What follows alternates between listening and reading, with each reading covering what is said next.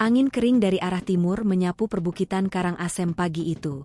Di kejauhan, puncak Gunung Agung berdiri angkuh, sebagian masih diselimuti kabut sisa subuh. Lereng gunung tampak sunyi, jalur-jalur tanah jarang dilalui, dan papan kecil bertuliskan, akses pendakian ditutup sementara.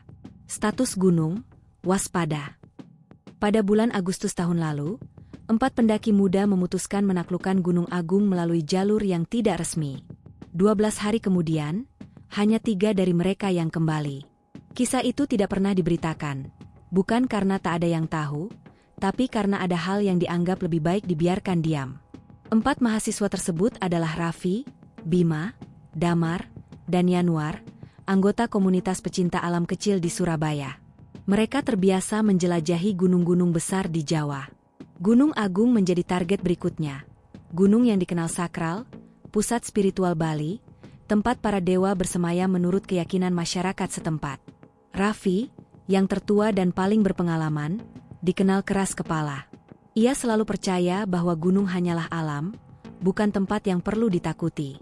Damar adalah yang paling kalem, pencatat setia setiap perjalanan, membawa buku catatan yang kemudian ditemukan menjadi sumber utama rekonstruksi peristiwa ini. Bima, mahasiswa teknik, bertugas sebagai navigator dan logistik. Sedangkan Yanuar, termuda di antara mereka, pendiam dan suka merekam perjalanan dengan kamera kecilnya. Sebelum berangkat, mereka sempat makan di warung pinggir jalan dekat desa Sebudi. Pemilik warung, Niketut Lier, memperingatkan dengan nada pelan. Kalau mau naik lewat utara, jangan malam-malam. Di sana, kadang jalan berubah. Raffi hanya tersenyum, menganggapnya bagian dari cerita lokal yang biasa didengar pendaki. Namun Damar sempat mencatat kalimat itu dalam bukunya dan memberi tanda kecil di pinggir halaman, peringatan lokal. Mereka mulai mendaki sekitar pukul 3 sore, lewat jalur lama yang disebut warga jalur Batu Sesa. Jalur ini sudah lama ditutup setelah erupsi kecil 3 tahun sebelumnya, namun masih bisa diakses lewat jalan setapak di balik area kebun. Video terakhir yang sempat diunggah oleh Yanuar ke akun media sosial, memperlihatkan mereka sedang bersiap di kaki gunung. Cuaca tampak cerah, langit bersih, dan tawa mereka terdengar ringan. Kita kayak ninja masuk lewat jalur rahasia, kata Bima sambil tertawa. Biar nggak ribet izin-izin, timpal Raffi. Yang penting pulang bawa sunrise, tambah Damar. Itulah video terakhir mereka. Setelah itu, semua akun hening. Seorang pemandu lokal, Putu Sutama, mengaku melihat cahaya senter di lereng utara sekitar pukul 9 malam hari itu. Ia mengira itu kelompok pembersih jalur, tidak curiga sama sekali. Namun 2 hari kemudian, ketika kabut mulai turun dan cuaca memburuk, suara aneh terdengar dari arah atas. Kayak orang manggil, tapi panjang, berat suaranya. Padahal kalau malam-malam, nggak boleh ada yang teriak di gunung itu, ujarnya saat dimintai keterangan secara pribadi. Ia tidak melapor ke aparat karena menganggap hal itu biasa. Namun setelah 4 hari berlalu tanpa ada pendaki yang turun, rumor mulai menyebar di kalangan warga sekitar. Keluarga para pendaki awalnya juga tidak curiga. Komunikasi terakhir dengan Raffi terjadi di hari kedua, saat ia sempat mengirim pesan ke grup kampus. Lagi di pos kayu, sinyal jelek. Kalau hilang kabar, jangan panik, ini biasa. Memasuki hari kelima, ketika semua nomor sudah tidak aktif dan akun mereka tak lagi menunjukkan aktivitas, barulah keluarga merasa cemas. Mereka melapor secara diam-diam ke pihak berwenang di Karangasem. Laporan itu tidak langsung diproses. Seorang petugas yang terlibat dalam pencarian mengaku mendapat instruksi untuk menangani secara internal tanpa publikasi media. Alasannya, kawasan Gunung Agung adalah wilayah suci dan pusat wisata utama. Berita tentang pendaki hilang dikhawatirkan bisa menimbulkan kepanikan dan berdampak pada aktivitas keagamaan di sekitar Pura Besakih. Tim kecil dari Basarnas Karangasem diberangkatkan malam itu juga tanpa melibatkan wartawan. Mereka menemukan jejak pertama berupa bungkus makanan dan bekas perapian kecil di ketinggian sekitar 1.800 meter. Tapi anehnya, jejak kaki yang tertinggal hanya 3, padahal mereka berangkat berempat.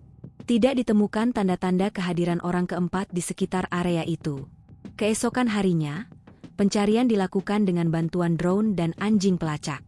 Dari udara, Terlihat jalur berkelok yang berakhir di area berbatu hitam. Kawasan itu dikenal oleh warga sebagai tebing telinga dewa, tempat yang dianggap angker dan tidak boleh dimasuki tanpa upacara adat. Tidak ada jejak lebih lanjut dari titik itu. Seolah perjalanan mereka terhenti begitu saja. Kabut semakin tebal menjelang malam. Suara radio tim pencari mulai terganggu interferensi, dan sinyal komunikasi beberapa kali hilang.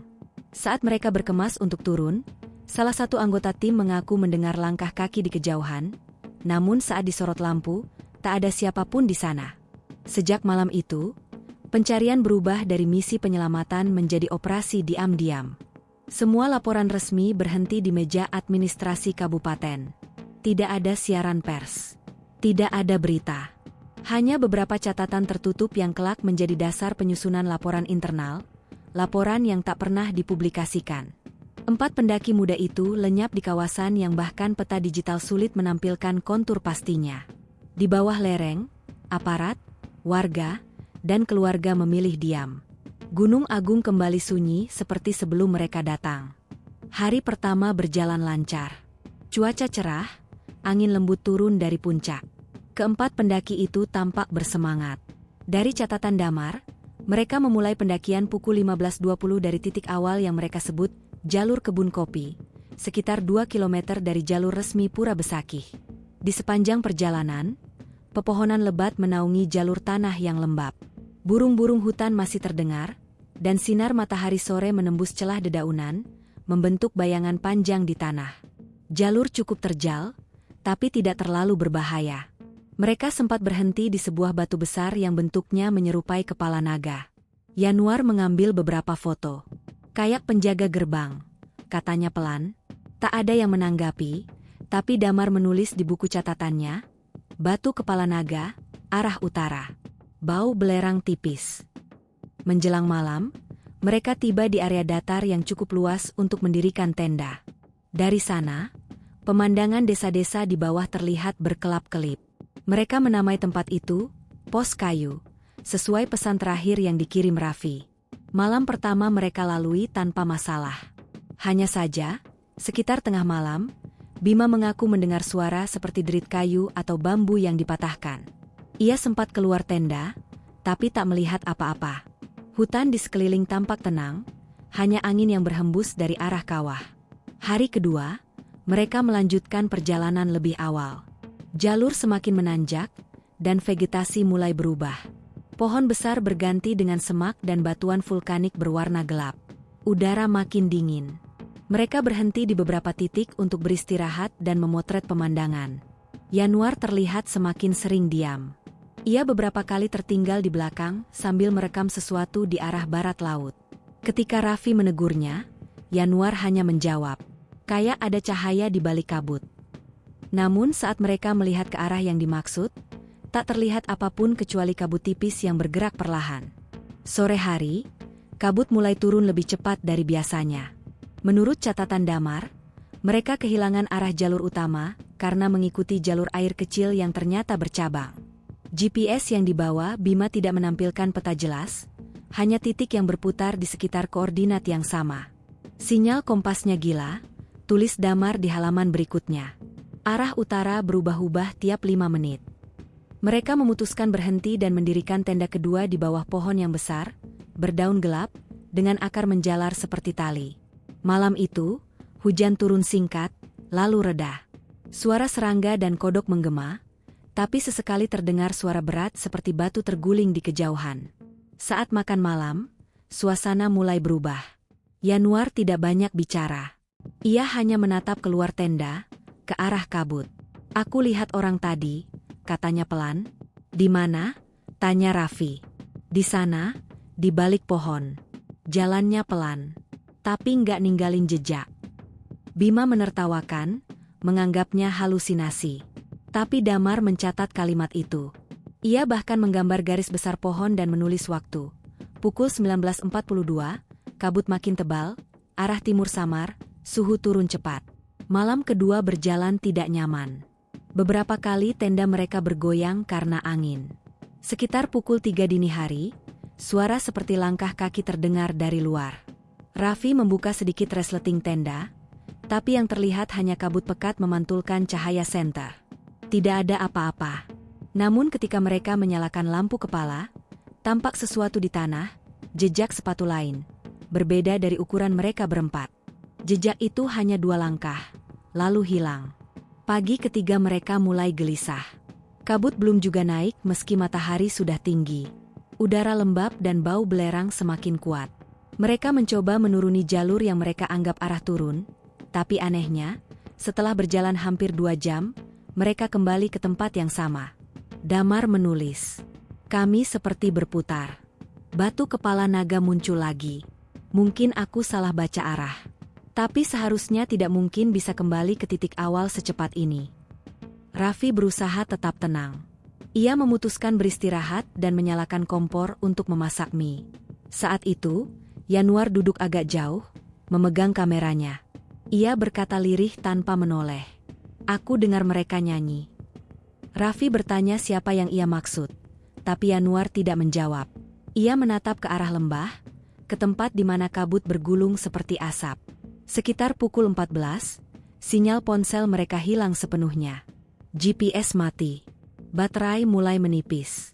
Raffi menyarankan turun sedikit ke arah selatan untuk mencari jalur air, berharap bisa menemukan aliran sungai yang menuju permukiman. Tapi arah selatan justru membawa mereka ke jalur batu hitam yang belum pernah mereka lewati sebelumnya. Di sana mereka menemukan susunan batu berbentuk lingkaran, dengan beberapa bunga kering di tengahnya. Tidak ada tanda-tanda orang, tapi batu-batu itu tersusun rapi, seolah baru diletakkan. "Mungkin tempat sesajen," kata Bima pelan. "Kita nggak usah ganggu," jawab Damar cepat. Mereka melewati tempat itu tanpa berhenti lama. Namun sejak saat itu, suasana berubah. Angin terasa berat, dan suara hutan hilang sepenuhnya. Tidak ada lagi bunyi burung, serangga, atau ranting patah. Hanya diam panjang dan bau belerang yang semakin tajam. Malam ketiga mereka berkemah di bawah tebing batu. Udara membeku. Ketika mereka mencoba tidur, Yanuar mulai meracau dalam tidurnya, menyebut sesuatu dalam bahasa yang tidak mereka pahami. Damar menulis kalimat terakhir di halamannya hari itu. Yanuar tidak tenang. Katanya, "Kita tidak sendirian di sini. Aku mulai merasa hal yang sama." Di bawah lereng, tim SAR baru memulai pencarian awal setelah menerima laporan keluarga. Namun sinyal ponsel terakhir yang terdeteksi menunjukkan lokasi mereka berada di titik yang tidak seharusnya bisa dicapai dari jalur batu sesa. Sejak hari itu, jejak mereka mulai menghilang. Kabut belum juga mengangkat meski hari telah berganti. Udara di lereng itu seperti membeku, seolah waktu berhenti di antara kabut putih dan bebatuan hitam yang sama setiap harinya. Di buku catatan Damar, hari keempat tertulis dengan tulisan miring karena tintanya mulai luntur oleh lembab. Pagi ini dingin sekali. Sinar matahari tidak tembus. Semua basah, bahkan udara terasa berat. Kita mencoba turun, tapi jalur yang diambil Bima malah buntu. Batu besar di depan seperti dinding. Aneh, semalam aku rasa jalur ini terbuka. Mereka mulai kekurangan air. Stok logistik masih ada untuk 2 hari, tapi perbekalan minum tinggal sedikit. Bima mencoba menampung air hujan dengan flishe tenda, namun kabut justru membuat air terasa asam dan berbau belerang. Yanuar semakin aneh. Ia jarang bicara, lebih sering menatap kosong ke arah kabut. Kadang tersenyum sendiri, kadang memegang kamera dan merekam tanah. Dalam salah satu rekaman yang masih bisa diselamatkan, terdengar gumam pelan suaranya. "Ada langkah di belakang. Tapi kalau aku balik, nggak ada siapa-siapa." Raffi mencoba menjaga semangat. Ia menyalakan api kecil di pagi hari dan berkata, "Kalau kita panik, gunung bakal ngerasa. Kita harus tenang. Tenang aja, nanti kabut naik." Namun kabut tidak pernah naik. Siang terasa seperti senja. Malam datang tanpa peringatan. Hari kelima, mereka mulai kehilangan arah sama sekali. GPS sudah mati, baterai tinggal untuk penerangan malam. Kompas berputar tanpa arah pasti. Damar menulis, "Kami berjalan mengikuti arus kabut, seolah-olah itu jalan. Tapi setiap 2 jam, pemandangan selalu sama. Batu yang sama, akar yang sama, bahkan dahan patah yang kami tandai masih di tempat itu." Mereka mulai meragukan pikiran sendiri. Yanuar sempat mengatakan bahwa ia melihat bayangan orang berpakaian putih di antara pepohonan. Ia memanggil-manggil, tapi tidak ada jawaban. Raffi menegurnya keras, menyuruh untuk tidak bicara hal aneh, tapi malam itu ia sendiri mendengar sesuatu. Suara pelan, seperti orang berdoa dalam bahasa yang tidak mereka mengerti. Suaranya jauh, kadang dekat, tapi tidak pernah kelihatan siapa yang bicara, tulis Damar. Bima menambahkan tanda silang di peta coretan tangan mereka, titik tempat suara itu pertama kali terdengar. Pagi hari ke-6, cuaca memburuk. Hujan turun tipis disertai angin kencang dari arah barat. Suhu turun drastis. Mereka mencoba turun lebih dalam mengikuti aliran air yang kecil, berharap menemukan jalur sungai yang mengarah ke bawah gunung. Tapi aliran itu berhenti di sebuah cekungan batu hitam yang mengeluarkan uap hangat. Bima mengetuk permukaannya dengan tongkat, dan suara bergema aneh, seperti ruang kosong di bawah tanah. Kayak rongga lava, katanya. Namun Damar menulis, batu terasa hangat, padahal udara dingin. Dari celahnya keluar bau dupa. Mereka tidak berani tinggal di situ terlalu lama. Saat meninggalkan tempat itu, Yanuar berjalan paling belakang. Ia tiba-tiba berhenti dan berbisik pelan. Ada yang nonton. Raffi menoleh cepat, tapi yang terlihat hanya kabut bergulung. Ketika mereka memeriksa tanah, ada jejak kaki besar yang tidak sama dengan sepatu mereka. Ukurannya lebih panjang, seperti bekas kaki tanpa alas, menancap jelas di lumpur basah. Mereka saling pandang, tidak bicara lama. Setelah itu, langkah mereka jadi lebih cepat. Tak ada lagi gurauan.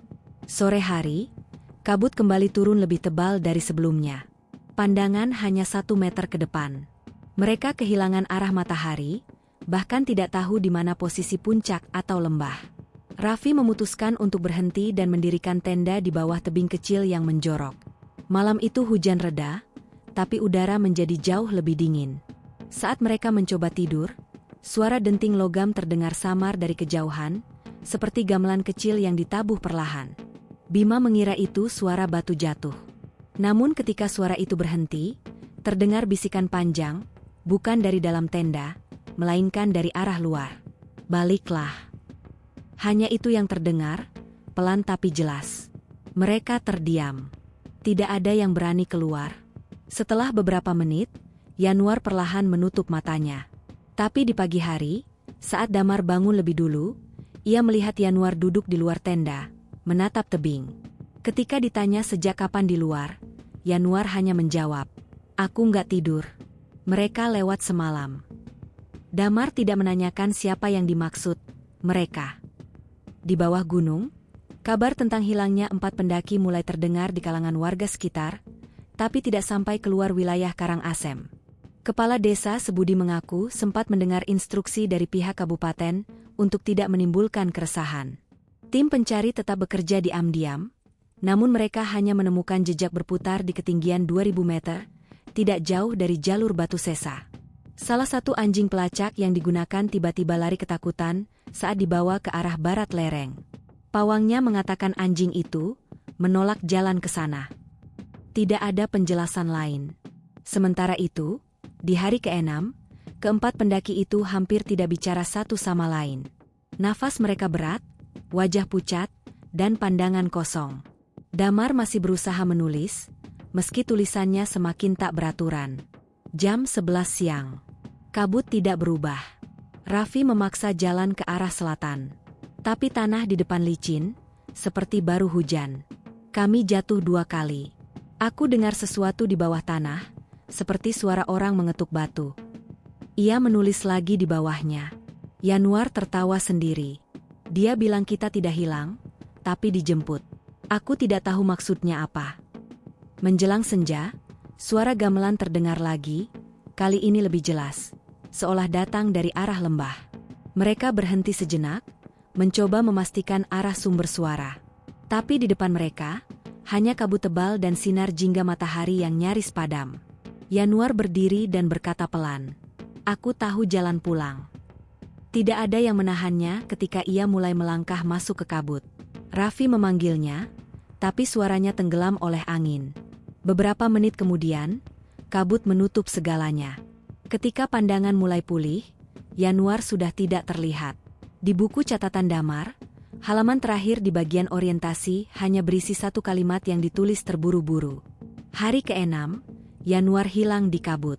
Kami tidak tahu harus kemana lagi. Kabut belum pergi juga. Sudah 2 hari sinar matahari tak lagi menembus hutan itu. Warna hijau daun berubah ke abu-abuan, dan suara langkah mereka kini hanya memantul di antara batang-batang pohon yang basah. Damar mulai kehilangan hitungan hari. Dalam catatannya, ia menulis, "Aku tak tahu lagi ini hari keberapa." Hutan seperti menelan waktu. Langit selalu sama, abu, tanpa arah. Yanuar semakin aneh. Bima demam, Raffi tetap memimpin tapi suaranya kini lebih pelan. Mereka masih mencoba bergerak. Arah manapun tampak sama. Bima mulai bicara tentang bau belerang yang makin kuat, katanya seperti ada sumber panas di bawah tanah. Tapi anehnya, ketika mereka berhenti dan menggali sedikit tanah dengan tongkat, yang muncul hanyalah batu kering tanpa panas. Sore itu, Damar menemukan sesuatu di balik semak. Potongan kain warna kuning, sudah robek, terikat di ranting. Seperti penanda jalur yang biasa dipasang oleh pendaki lain. Tapi saat ia menunjukkannya pada Raffi, kain itu lenyap begitu saja tertiup angin. Padahal angin tidak terlalu kencang. "Kau lihat tadi, kan?" tanya Damar. Raffi diam, menatap cabang kosong itu lama. "Kita harus turun besok pagi. Apapun caranya." Malam ke-6, mereka mendirikan tenda seadanya. Hujan deras turun, membasahi semua perlengkapan. Kompor mati, makanan tinggal sedikit. Mereka makan mie mentah dan beberapa bungkus biskuit yang sudah lembek. Yanuar tak mau makan. Ia duduk di luar tenda, menatap ke arah hutan gelap. Sesekali bibirnya bergerak, seperti berbicara pada seseorang. Ketika Damar memanggil, Yanuar hanya menoleh sebentar dan berkata, "Mereka nggak suka kalau kita nyalain api." Kata "mereka" tidak pernah dijelaskan. Raffi akhirnya menarik Yanuar masuk ke dalam tenda.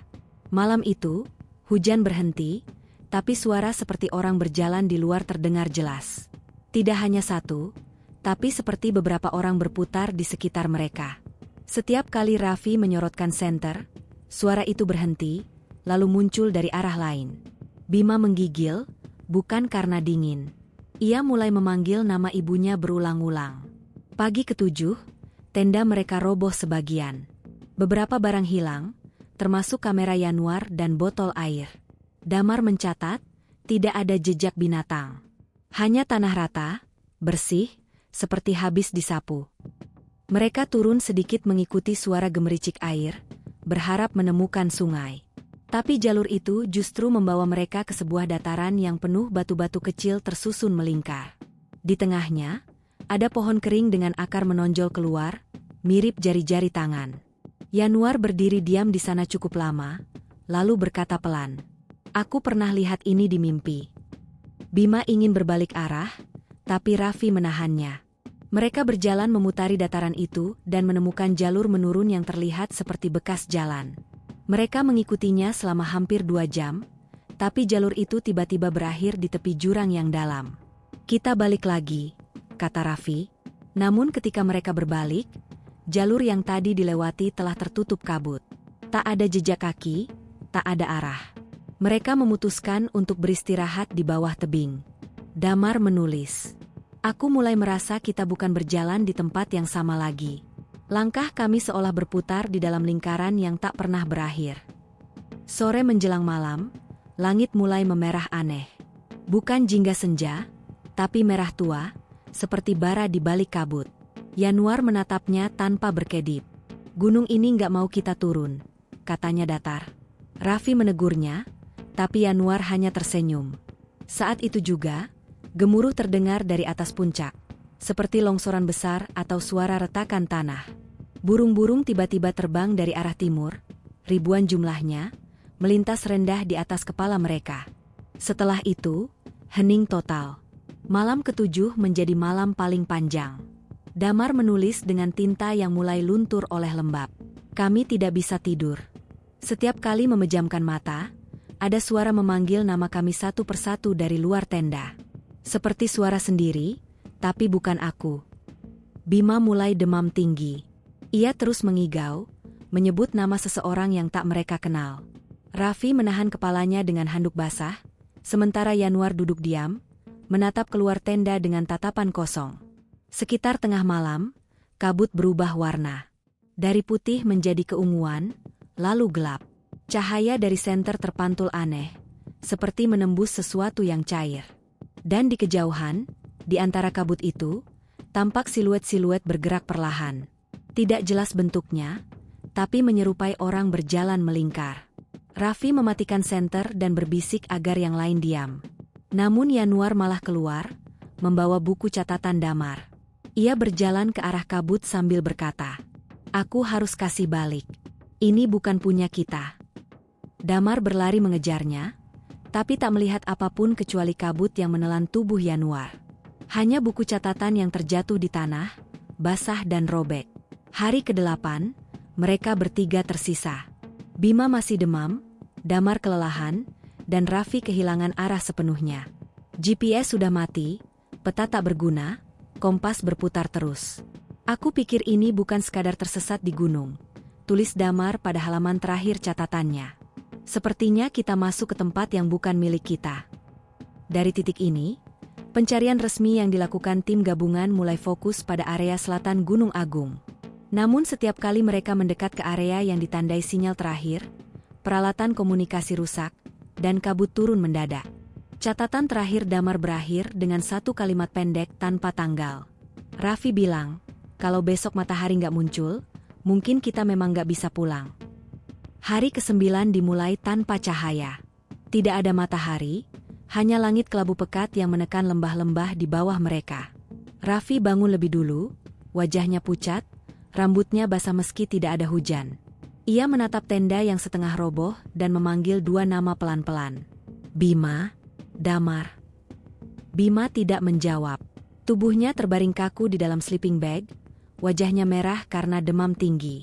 Damar duduk di dekat pintu tenda, memeluk lutut. Tatapannya kosong keluar, ke arah yang sama di mana Yanuar menghilang malam sebelumnya. "Dia nggak bakal balik, Dam," kata Raffi. Suaranya serak.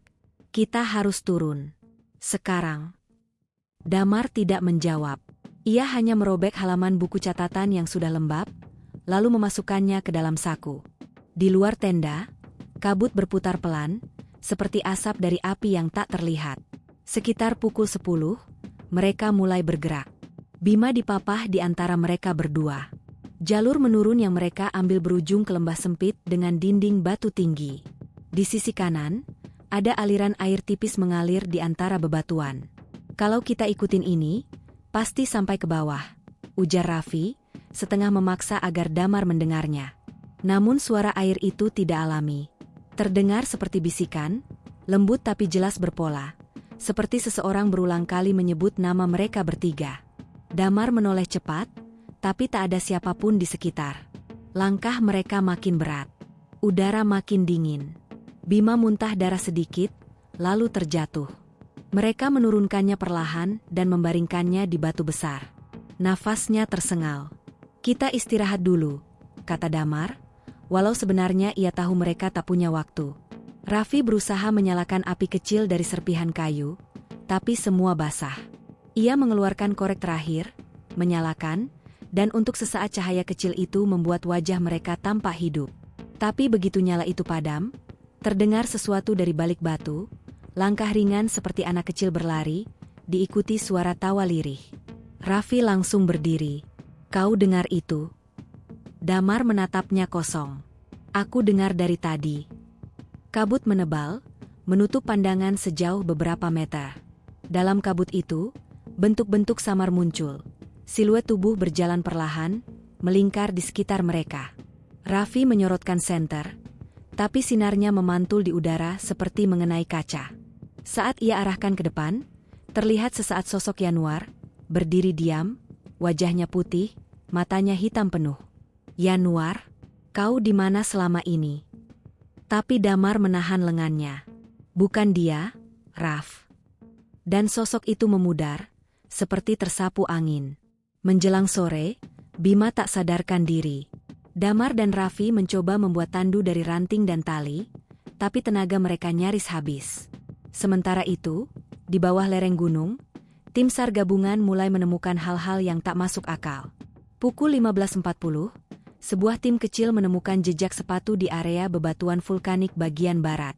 Namun setelah diukur, jaraknya antar langkah tidak normal, seperti orang yang berjalan dengan panjang langkah 3 meter lebih. Di antara jejak itu, ada sidik telapak tangan kecil seperti anak-anak di atas tanah basah.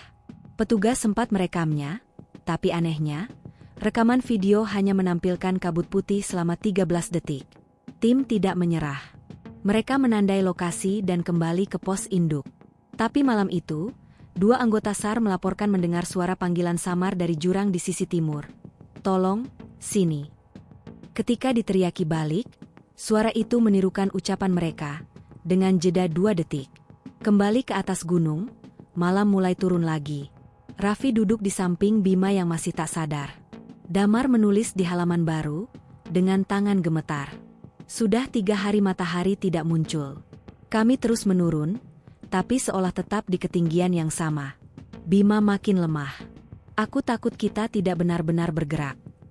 Sekitar tengah malam, Raffi terbangun karena mendengar sesuatu di luar tenda. Suara langkah pelan, kemudian seseorang memanggil pelan. "Raffi." Ia menegakkan tubuh. Itu suara Damar, tapi Damar sedang tidur di sebelahnya. Suara itu datang dari luar. Identik, sama persis. Intonasinya, napasnya, bahkan cara memanggilnya. Perlahan ia membuka resleting tenda. Di luar, kabut bergulung seperti air mendidih. Dari sela kabut itu muncul bayangan, tubuh Damar berdiri, tapi matanya kosong dan kepalanya miring ke satu sisi, seolah lehernya patah. Raffi mundur, menarik resleting tenda rapat-rapat, dan berdoa lirih. Namun suara itu terus terdengar, kini dari segala arah. "Raffi, ayo turun, ada jalan." Suara itu terus menggema sampai menjelang subuh. Pagi ke-10, Bima dinyatakan meninggal. Tubuhnya kaku, matanya terbuka. Mereka berdua, Raffi dan Damar, menggali lubang dangkal dengan pisau lipat, menutupnya dengan batu. Damar menulis satu kalimat terakhir. "Maaf, Bim. Kami nggak bisa bawa kau pulang." Setelah itu, catatan berhenti. Namun berdasarkan analisis tim penyelamat, di lokasi yang diduga menjadi tempat perhentian terakhir, ditemukan sesuatu yang aneh. Lubang kecil dengan tumpukan batu di atasnya, persis seperti kuburan darurat. Di sampingnya ada selembar kertas setengah terbakar bertuliskan, "Hanya tinggal kami berdua. Gunung ini hidup. Dan sepertinya, dia belum mau melepas kami." Pencarian hari itu dihentikan karena badai. Tapi dari catatan radio internal, seorang petugas melaporkan mendengar 2 suara samar di kejauhan, di antara suara angin. "Turun ke sini, jalannya terang." Namun ketika mereka menyalakan lampu sorot ke arah suara itu, yang tampak hanyalah kabut berwarna kemerahan, berputar perlahan seperti pusaran air. Hari ke-10. Langit tetap kelabu. Tidak ada pagi, tidak ada malam yang pasti, hanya kabut yang menelan semua warna. Raffi terbangun dengan tubuh gemetar. Udara sedingin es, napasnya tampak seperti asap. Ia memanggil nama Damar, tapi tak ada jawaban. Tenda sudah kosong. Di luar, tanah basah bekas hujan semalam, dan hanya ada jejak kaki yang mengarah ke dalam hutan. 1 jejak, bukan 2. Raffi memanggil lagi, lebih keras. "Damar." Suaranya menggema sebentar, lalu hilang. Tak ada sahutan, hanya suara berat seperti seseorang menyeret sesuatu di kejauhan. Ia mengambil senter dan memutuskan mengikuti jejak itu. Beberapa meter dari tenda, ia menemukan sesuatu di dahan rendah. Kain hitam kecil, mirip potongan jaket Damar. Di bawahnya, ada bekas goresan di tanah, seperti tanda silang yang dibuat dengan batu. Raffi berjongkok, menyentuhnya. Batu itu dingin sekali, bahkan menusuk ke tulang. "Kau di sini, Dam?" Tidak ada jawaban. Tapi di sela kabut, samar-samar terlihat siluet seseorang berdiri, membelakanginya. Tubuhnya tegap, postur mirip Damar. Raffi mendekat perlahan. "Damar?" Sosok itu tidak menoleh. Lalu perlahan, bahunya bergerak, seolah menulis sesuatu di udara dengan jari. Raffi berhenti beberapa langkah di belakangnya, menyadari sesuatu. Sosok itu tidak berpijak di tanah. Kakinya melayang sedikit di atas permukaan, berayun pelan, seolah digantung oleh kabut. Raffi mundur, menutup mulut agar tak berteriak. Saat ia jatuh tersungkur, sosok itu berbalik perlahan, wajahnya hitam seluruhnya, tanpa mata, tanpa mulut. Dan begitu senter diarahkan, kabut menelan semuanya. Ia berlari kembali ke tenda. Tapi ketika tiba di sana, tenda sudah tidak ada. Yang tersisa hanyalah tanah kosong dan jejak kaki sendiri yang berputar mengelilingi tempat itu, seperti ia telah berjalan mengitari lingkaran yang sama berulang kali. Sementara itu, di bawah gunung, tim SAR mengalami gangguan aneh. Kompas berputar, GPS kehilangan sinyal setiap kali mendekati area yang mereka tandai berdasarkan foto udara. Seorang petugas mengaku melihat cahaya oranye seperti api unggun dari kejauhan di malam hari. Namun ketika tim mendekat ke lokasi, cahaya itu lenyap, digantikan kabut tebal. Pukul 22.17, kamera termal mendeteksi 2 titik panas bergerak lambat di lereng utara. Tim segera mengirim regu pencari. Tapi ketika mereka tiba di koordinat itu 30 menit kemudian, tidak ditemukan siapapun.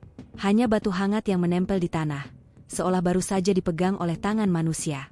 Raffi kini berjalan sendirian. Hari tak lagi bisa dihitung. Ia hanya tahu perutnya perih, tenggorokannya kering. Ia berhenti di depan batu besar, duduk, lalu membuka buku catatan damar yang ia temukan terjatuh beberapa jam sebelumnya. Halaman terakhir berisi tulisan yang hampir tak terbaca. Kalau aku nggak pulang, jangan cari aku. Gunung ini bukan tempat yang salah, tapi waktu di sini nggak sama. Raffi menatap tulisan itu lama. Ia menatap sekeliling, tak ada suara burung, tak ada serangga. Hanya desau angin yang seperti berbisik di telinganya, "Waktumu habis." Ia menutup buku itu dan mulai berbicara sendiri, seolah Damar masih di dekatnya. "Aku tahu kau di sini, Dam. Aku nggak bakal tinggalin kau. Kita janji turun bareng. Ingat?" Tiba-tiba dari balik batu, muncul bayangan cepat seperti tangan yang menjulur keluar. Raffi terjatuh ke belakang, panik. Dari sela kabut, muncul kepala seseorang perlahan, wajah Damar, pucat dan basah, matanya menatap kosong. Tapi kali ini, wajah itu tak berbicara. Ia hanya membuka mulut lebar-lebar, mengeluarkan suara seperti desir angin. Raffi menutup telinga, menunduk, dan berteriak sekeras mungkin. Saat ia mendongak lagi, sosok itu menghilang. Malam hari, Raffi kembali tersesat di jalur yang tak ia kenal. Ia menemukan bekas api unggun kecil, sesuatu yang tak mungkin ada karena semua kayu di sekitar basah. Di tengah bara yang hampir padam, ada potongan kamera milik Yanuar. Lensa pecah, tapi lampu indikatornya masih menyala redup. Raffi menekan tombol daya, dan kamera itu menyala beberapa detik. Layar menampilkan satu video terakhir, rekaman pendek hanya 13 detik. Yanuar menyorot kabut, lalu tiba-tiba muncul sosok hitam besar di belakangnya, seperti bayangan manusia dengan kepala menjulang tinggi, bergerak tanpa suara. Video terhenti dengan gambar kabur dan suara seseorang berbisik. "Kalian gak boleh lihat kami." Kamera mati. Raffi menjatuhkannya ke tanah, napasnya memburu. Ia mulai berlari tanpa arah, menyusuri jalur berbatu yang menurun. Kabut semakin tebal. Di tengah langkah paniknya, ia mendengar suara lain, panggilan dari bawah. "Raffi, sini, jalan keluar." Ia berhenti. Itu suara Damar lagi. Tapi kali ini terdengar jelas, akrab, menenangkan. Ia menoleh ke bawah, terlihat cahaya kecil, seperti senter. Tanpa berpikir, ia berlari ke arah cahaya itu. Namun semakin dekat, cahaya itu semakin tinggi, seolah naik ke langit. Tanah di bawah kakinya tiba-tiba hilang. Ia sempat menjerit, tapi suaranya tertelan kabut. Keesokan harinya, tim penyelamat menemukan sebuah area di lereng timur dengan tanah terbelah seperti baru longsor. Di salah satu sisi, terlihat kain jaket warna abu-abu tergantung di ranting pohon kering. Saat diperiksa, di dalam kantongnya ada buku catatan lembab dengan tulisan samar di halaman terakhir. "Aku dengar suara Damar di bawah. Aku akan ikut dia. Kalau ada yang baca ini, jangan naik ke tempat kami hilang. Di sini, gunungnya bicara." Setelah penemuan itu, pencarian dihentikan sementara karena cuaca memburuk. Tim evakuasi mencatat anomali elektromagnetik di sekitar lokasi. Semua kompas dan radio mati selama 12 menit penuh. Kabut tak kunjung naik. Hari ke-12 pencarian. Cuaca memburuk sejak pagi. Kabut turun lebih cepat dari biasanya, dan sinyal radio pos utama di Pura Pasar Agung terputus beberapa kali. Tim penyelamat yang dipimpin oleh Komandan Rendra memutuskan memperluas area pencarian ke sisi timur laut, mengikuti laporan drone yang sempat menangkap citra tenda kecil di bawah tebing lava. Pukul 9, 5 anggota tim bergerak ke lokasi yang ditandai. Mereka menemukan jalur sempit dengan bebatuan hangus dan akar-akar pohon kering mencuat seperti jari-jari tangan. Udara di sana lebih hangat, berbau belerang pekat. Kompas berputar tanpa arah. Seolah magnet bumi hilang di sini, kata Rendra. Mereka tetap berjalan. Setelah sekitar 30 menit, seorang anggota bernama Ilham menemukan sesuatu di tanah, sepatu kanan dengan lumpur kering di sisi dalam. Ukurannya cocok dengan salah satu pendaki, Bima. Tak jauh dari situ, mereka juga menemukan bekas api kecil dan potongan kertas, hangus bertuliskan kalimat yang hanya sebagian bisa terbaca. Jangan sebut namanya kalau dengar dipanggil. Rendra meminta agar semua benda dikumpulkan untuk dibawa turun. Tapi tiba-tiba, radio komunikasi mereka berbunyi sendiri. Suara statis bercampur gumaman pelan seperti orang berbicara sangat jauh. Ilham mendekatkan alat itu ke telinganya, mencoba mendengar lebih jelas. Suara itu memanggil namanya. Ilham, sini. Ia refleks menatap ke arah hutan berkabut di depan mereka. Komandan, ada yang panggil saya dari bawah, katanya pelan. Nggak ada siapa-siapa di bawah. Kita satu regu lengkap. Namun Ilham tetap memandangi kabut, matanya kosong. Beberapa detik kemudian, ia meletakkan radio di tanah dan berjalan lurus ke dalam kabut, tanpa menoleh. Rendra dan 2 anggota lain mengejarnya, tapi langkah Ilham seolah makin cepat, menghilang di antara kabut putih. Mereka memanggil-manggilnya, tapi tak ada jawaban. Hanya gema samar yang terdengar, seperti suara mereka sendiri, diulang dengan nada datar. Setelah 1 jam pencarian, Ilham tidak ditemukan. Jalur kembali hening. Rendra memutuskan mundur sementara. Tapi ketika mereka berbalik, jalan yang mereka lalui sebelumnya sudah berubah. Batu-batu besar yang tadi mereka tandai tidak ada lagi, dan di depan mereka justru berdiri 3 tenda kecil yang tidak dikenali, berwarna hijau kusam, tersusun rapi. Siapa pasang ini? Tanya Rendra. Tidak ada yang menjawab. Mereka mendekat perlahan. Di dalam tenda pertama, kosong. Hanya sisa sleeping bag dan bungkus makanan instan. Di tenda kedua, mereka menemukan kamera rusak dan senter mati. Namun di tenda ketiga, ada sesuatu. Di dalamnya, tergantung di tali tengah tenda, terdapat buku catatan damar, sudah kering dan utuh, seolah baru ditulis. Di halamannya ada tulisan dengan tinta merah. Kalian yang datang setelah kami, jangan cari lebih dalam. Gunung ini bukan tempat hilang. Ini tempat kembali. Rendra menatap halaman itu lama. Kita turun sekarang, katanya tegas. Tapi baru beberapa langkah, mereka mendengar suara dari arah tenda. Suara gesekan kain dan langkah kaki pelan di dalam. Padahal semua tenda sudah kosong. Salah satu anggota, Reza, menyalakan senter dan menyorot ke arah suara. Cahaya menembus dinding tenda dan memperlihatkan bayangan 4 orang berdiri diam di dalamnya, padahal tidak ada siapapun di sana. Tubuh-tubuh itu hanya bayangan, tapi bergerak sedikit, seperti bernafas. Rendra menarik Reza menjauh. Matikan senternya. Begitu cahaya padam, suara itu berhenti. Tapi dari dalam tenda, terdengar suara lain, lebih pelan, seperti seseorang berbisik langsung di belakang telinga mereka. Turun lewat jalur yang sama. Tapi jangan lihat ke belakang. Mereka semua diam, tubuh kaku. Lalu Rendra berteriak, memerintahkan semua orang segera turun tanpa menoleh. Mereka akhirnya sampai di pos bawah menjelang malam. Tapi hanya 4 orang yang keluar dari kabut. Ilham tidak kembali. Wajah mereka pucat, tubuh gemetar. Radio dan kamera semua rusak. Ketika Rendra melapor ke pos utama, ia tampak bingung. Ia berkata bahwa di jalur yang mereka lalui, tidak ada tanda-tanda longsor atau jurang seperti yang terlihat di peta drone, namun mereka tetap menemukan bekas tenda dan catatan. Anehnya, keesokan paginya, saat tim lain mencoba menuju lokasi yang sama, jalur itu tidak ditemukan sama sekali. Peta topografi menunjukkan lereng curam dan tebing batu di area yang mereka sebut. Tidak ada dataran datar, apalagi tempat mendirikan tenda. Malam itu, Rendra duduk di luar pos sambil menatap puncak Gunung Agung yang tertutup kabut. Angin bertiup pelan, membawa bau belerang samar. Dari arah lereng, terdengar samar suara seperti orang berbicara, bercampur dengan desir daun. Ia mengangkat kepala, menajamkan telinga. "Komandan." Itu suara Ilham. Lirih, jauh, tapi jelas. "Komandan, saya udah ketemu jalannya." Rendra berdiri spontan, menatap ke arah hutan. Di kejauhan, tampak titik cahaya kecil, seperti senter. Tapi cahaya itu tidak diam, melainkan bergerak naik, ke arah puncak, menembus kabut yang makin tebal. Beberapa petugas lain juga melihatnya. Mereka berteriak memanggil, tapi cahaya itu terus naik, perlahan, hingga hilang di balik awan. Keesokan harinya, laporan resmi mencatat bahwa operasi dihentikan sementara karena kondisi medan berbahaya dan kabut ekstrim.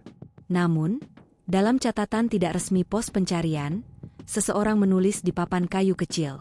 "Kabut masih turun tiap sore. Kadang terdengar suara orang menyebut nama kami satu persatu. Kami mulai paham kenapa cerita ini tidak boleh dipublikasikan."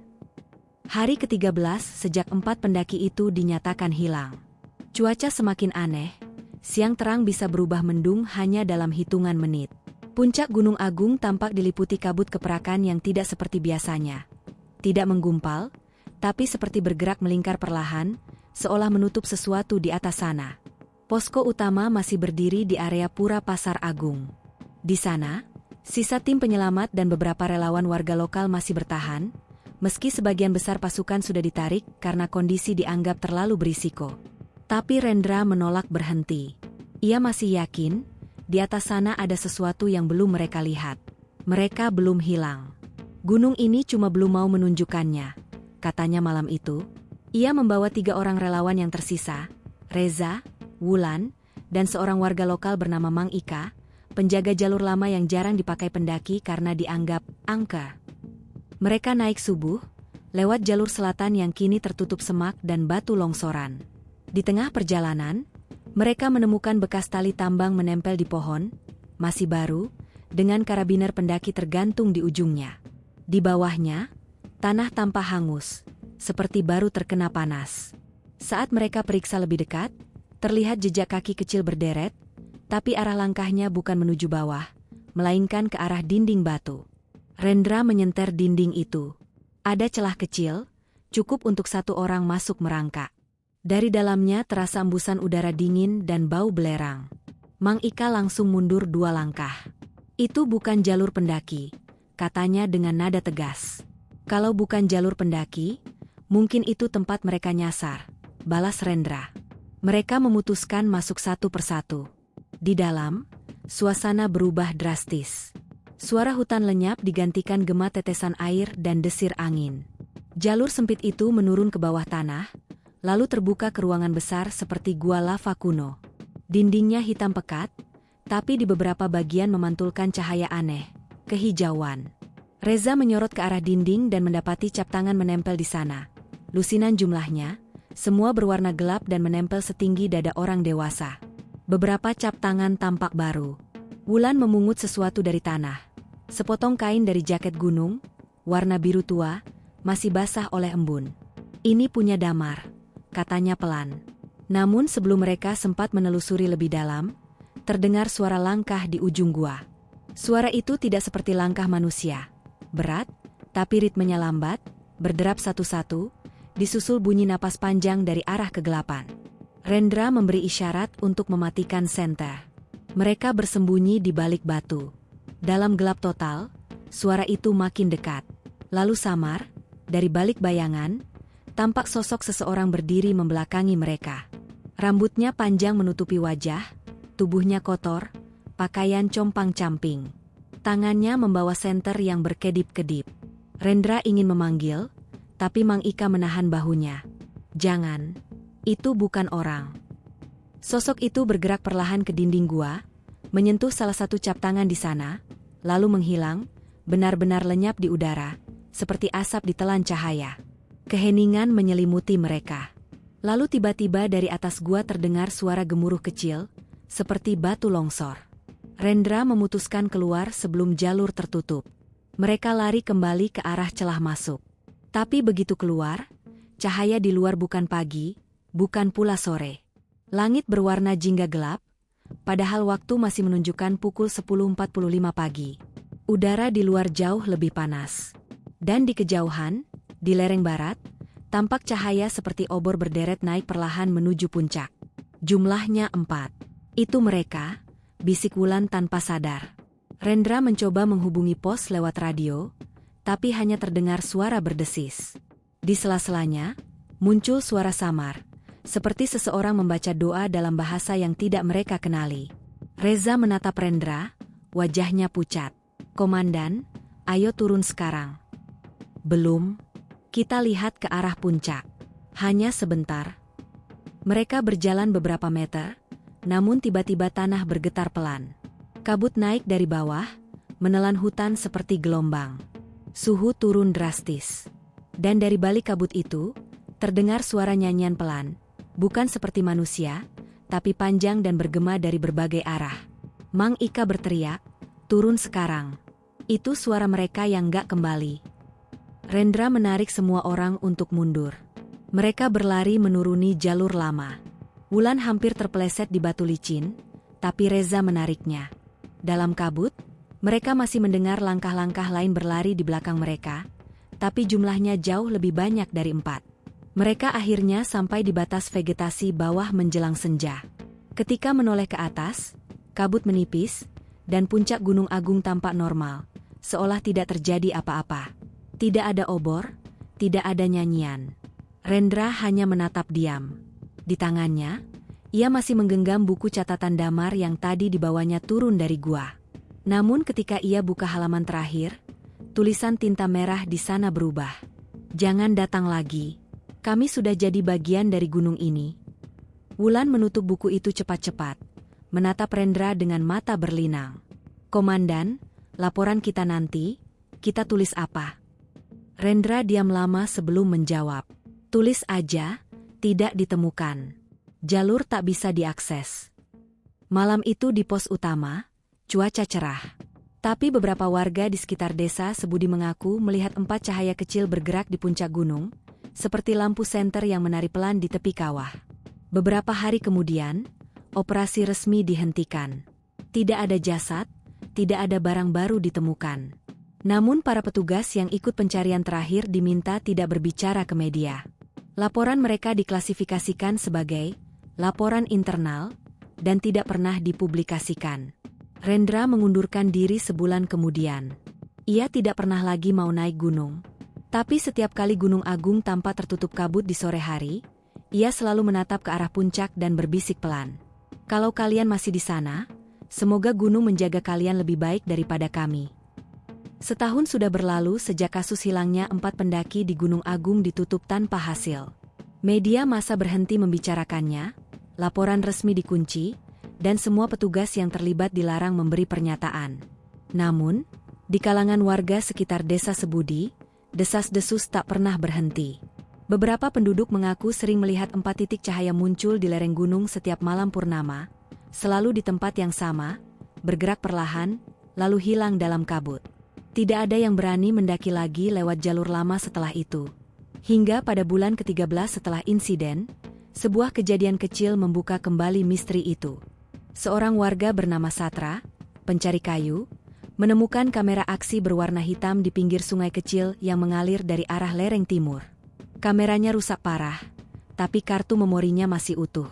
Ia menyerahkannya ke kepala desa, yang kemudian menghubungi Rendra, mantan komandan tim penyelamat yang dulu memimpin pencarian. Rendra datang ke desa dengan wajah tegang. Ia membawa laptop dan mulai membuka isi kartu memori itu di rumah kepala desa, ditemani Satra dan 2 warga lainnya. Di layar, muncul rekaman terakhir pendakian Damar dan 3 rekannya. Tanggal di pojok kanan bawah menunjukkan hari ke-12 sejak mereka naik. Hari yang sama ketika sinyal terakhir mereka diterima oleh pos. Video dimulai dengan gambar kabut tebal, suara angin keras, dan napas berat seseorang. Kamera tampak dipegang oleh Damar. Ia menyorot ke wajah Bima, yang sedang menyalakan api kecil di depan tenda. Damar, kita udah turun 3 jam, tapi jalurnya muter lagi ke tempat yang sama. Bima, ini kayak jalannya balik sendiri. Gue tandain batu tadi, tapi sekarang tandanya di sisi lain. Suara Tika, satu-satunya anggota perempuan, terdengar dari dalam tenda. Damar, aku dengar suara orang nyanyi barusan, dari arah kawah. Kamera berputar ke arah yang dimaksud. Kabut begitu pekat, tapi samar-samar terdengar suara melodi rendah, seperti orang melantunkan mantra dengan nada panjang dan berat. Damar mencoba memperjelas kamera, tapi fokusnya tak tertangkap. Di kejauhan, terlihat bayangan samar 4 sosok berdiri di antara kabut, menghadap mereka. Semua diam. Bima, itu orang. Damar, jangan panggil. Tunggu aja. Beberapa detik kemudian, keempat sosok itu melangkah bersamaan. Tapi langkah mereka tidak menimbulkan suara sama sekali, dan tubuhnya seperti bergerak melayang di antara kabut. Saat cahaya senter menyentuh mereka, wajahnya mulai terlihat. Bukan wajah orang asing, tapi wajah mereka sendiri. Damar, Bima, Tika, dan Arif berdiri menatap ke arah kamera, dengan ekspresi kosong dan mata hitam pekat. Tika berteriak. Kamera terjatuh, gambar berguncang. Suara napas dan langkah tergesa-gesa terdengar. Mereka berlari menuruni jalur, tapi setiap arah tampak sama, kabut, batu, dan akar-akar. Rekaman berikutnya menunjukkan waktu sudah malam. Kamera kini dipegang oleh Arif. Mereka berlindung di balik batu besar, napas tersengal. Suara di belakang mereka terdengar lagi. Langkah kaki, tapi teratur, pelan, seperti seseorang mengikuti. Arif berbisik, kayak ada yang ikut dari belakang. Damar, jangan lihat. Apapun yang kamu dengar, jangan lihat. Lalu dari kabut terdengar suara, panggilan lembut, dengan nada yang nyaris menyerupai bisikan angin. Damar, Arif, ayo pulang. Kamera bergetar hebat. Tika menutup telinganya, menangis. Bima menyalakan senter dan mengarahkannya ke suara itu, tapi yang terlihat hanya dinding batu besar dengan puluhan cap tangan di permukaannya. Sebagian cap tangan itu bergerak perlahan, seperti menekan keluar dari dalam batu. Bima, panik, capnya hidup. Lari. Gambar berguncang cepat, suara napas, teriakan, lalu sejenak semuanya gelap. Hanya suara hujan deras dan petir yang terdengar. Setelah beberapa detik, kamera menyala kembali. Kini Damar sendirian. Ia duduk di dalam tenda, menatap layar kamera langsung. Matanya bengkak, wajah kotor penuh debu. Kalau ada yang nemuin ini, jangan terusin jalur ke timur. Kita kira itu jalan keluar. Tapi bukan. Itu jalan balik ke dalam. Ia berhenti bicara. Dari luar tenda terdengar suara langkah kaki berputar mengelilingi tenda. 1, 2, 3 kali. Lalu berhenti tepat di depan pintu tenda. Damar menatap ke arah kain penutup yang perlahan bergetar dari hembusan angin. Ia menahan napas. Dari balik kain itu, muncul bayangan 4 orang, lagi-lagi mirip mereka sendiri. Kamera bergerak pelan, seolah Damar ingin membuka resleting tenda. Tapi sebelum ia sempat menariknya, layar tiba-tiba terganggu oleh kilatan cahaya putih yang sangat kuat. Suara seperti dengungan panjang terdengar, lalu video berhenti total. Ruangan tempat Rendra menonton rekaman itu hening. Tak ada yang bicara. Hanya suara jam dinding berdetak pelan. Kepala desa menatap layar yang kini gelap.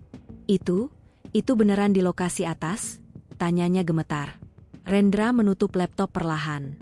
Aku hafal setiap batu di sana. Itu jalur lama, arah timur laut. Ia terdiam lama, lalu menatap keluar jendela. Langit sore di luar mulai memerah, dan dari arah gunung, kabut tipis turun perlahan. Rekaman ini jangan disebar, katanya pelan. Kenapa? Tanya Satra. Karena kalau orang tahu, mereka bakal nyari.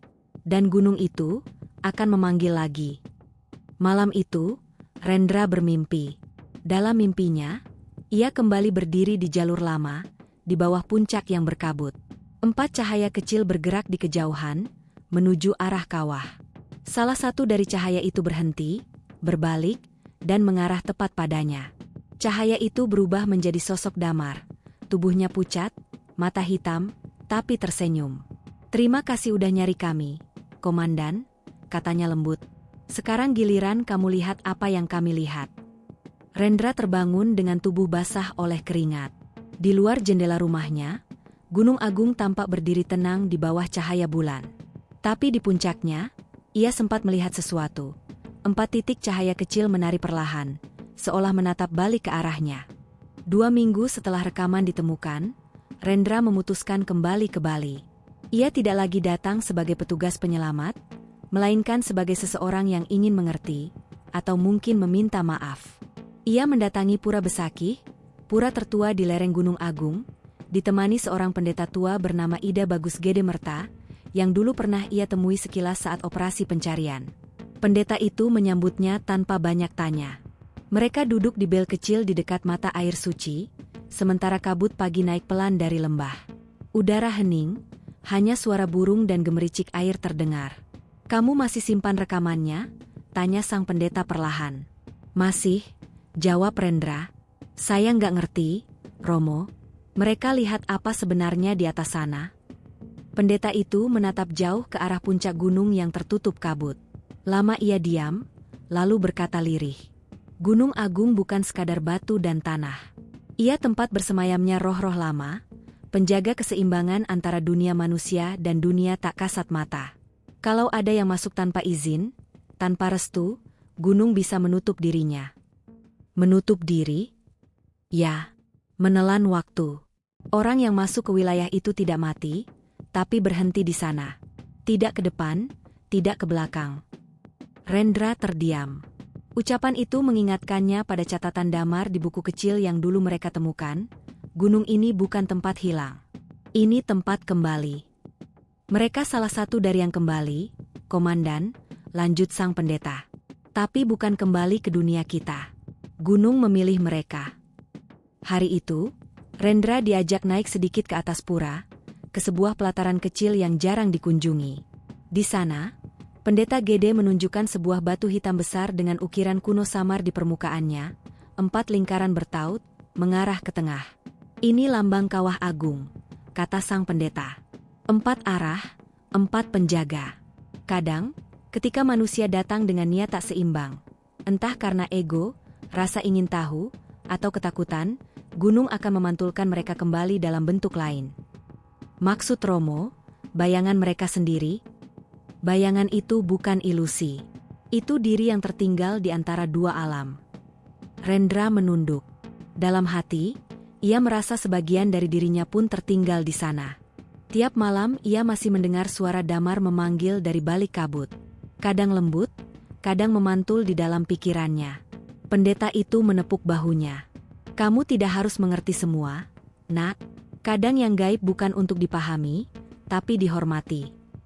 Beberapa hari kemudian, Rendra menyerahkan rekaman dan catatan pencarian terakhir ke pihak berwenang daerah. Semua barang bukti itu disimpan dalam arsip tertutup dengan cap "Rahasia Negara". Ia tahu, tak seorang pun di luar sana akan pernah menonton rekaman itu. Dan mungkin memang seharusnya begitu.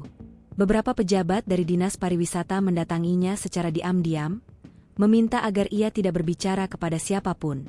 "Kita ingin menjaga nama baik wisata pendakian di Gunung Agung," kata salah satu dari mereka. "Kalau publik tahu, orang-orang bisa takut datang ke sini." Rendra hanya mengangguk. Ia paham, tapi di dalam dirinya ada bagian yang tidak bisa diam. Sebelum meninggalkan Bali, ia kembali sekali lagi ke kaki gunung, sendirian. Ia berdiri di tempat terakhir kali timnya mendirikan pos. Kini sudah ditumbuhi rumput tinggi. Angin sore membawa aroma belerang samar. Ia menutup mata dan berbisik. "Damar, Bima, Tika, Arif, kalau kalian masih di sana, semoga gunung menjaga kalian seperti yang dijanjikan." Saat ia membuka mata, kabut mulai turun dari puncak. Dalam jarak jauh, di antara kabut, terlihat 4 titik cahaya kecil bergerak perlahan di lereng, seperti bintang jatuh yang tersesat di bumi.